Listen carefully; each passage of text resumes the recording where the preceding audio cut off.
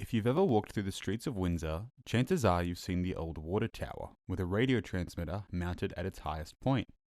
Although the tower and its connected rustic well no longer provide water to the town, another essential service does flow out from the tower still, that being Hawkesbury Radio.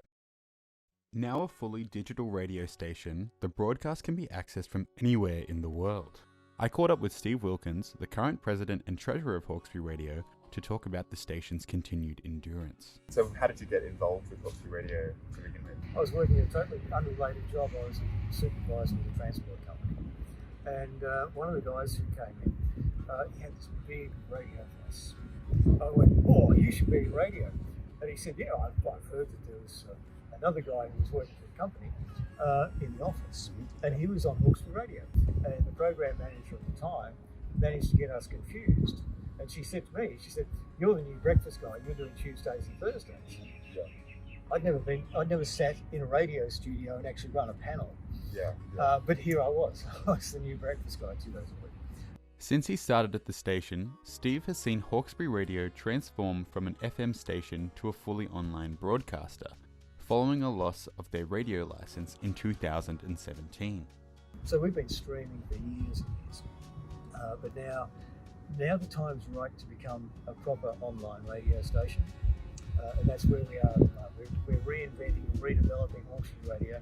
And we're still going to be Hawkesbury Radio, even though you can pick us up the same whether you're sitting here in Windsor next to us or whether you're on holiday in Bali. You could be in Ukraine fighting against the Russians, and you can have your AirPods in and you listen to Hawkesbury Radio. Yeah. Steve adds that evolution is necessary for community stations like Hawkesbury Radio. But it's an exciting time for radio. You know, everything gets reinvented. And I think we're in for a reinvention of music as well. And I think we're going to see something starting to come out of the slime very soon, which will be fresh, invigorating, and will bring people back to radio. And radio will then become what it's always been. There have also been many times that Hawkesbury Radio has been an essential service to the community, such as during natural disasters. There was one day I was actually filling in for Yvonne, who's on air at the moment, and I walked across here. It was about 11:45. I was going on air at 12 o'clock, and I could see some smoke down there, which was Londonderry direction. And that turned out to be that big bushfire that went through Windsor Downs. And I ended up doing 7 hours on air. I had a couple of people come and help me to collate all the information and to take the phone calls, because we were getting phone calls from people saying, because they were worried about their properties. And they were searching for that information. They weren't finding it on Facebook. They weren't finding it anywhere. Whereas we can track a lot of the things of what's going on. And it's a two-way street.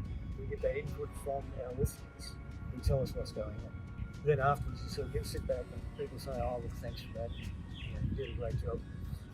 And that's one of the great rewards of it.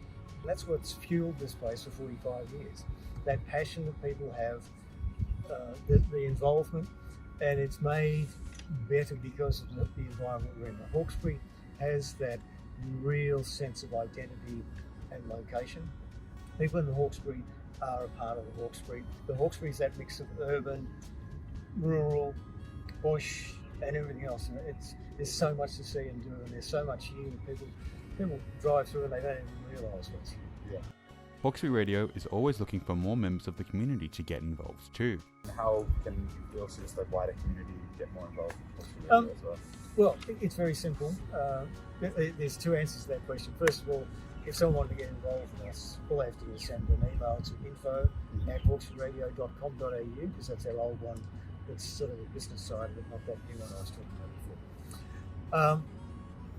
The other thing is that they can just wander in and say hi. They don't need to have experience or anything else.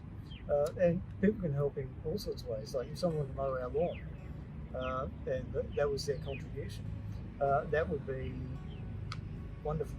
You can listen to the broadcast at hawkesbury.radio or check out the iHeartRadio app and find Hawkesbury Radio on there. This is Josh Cowick in Windsor, signing off.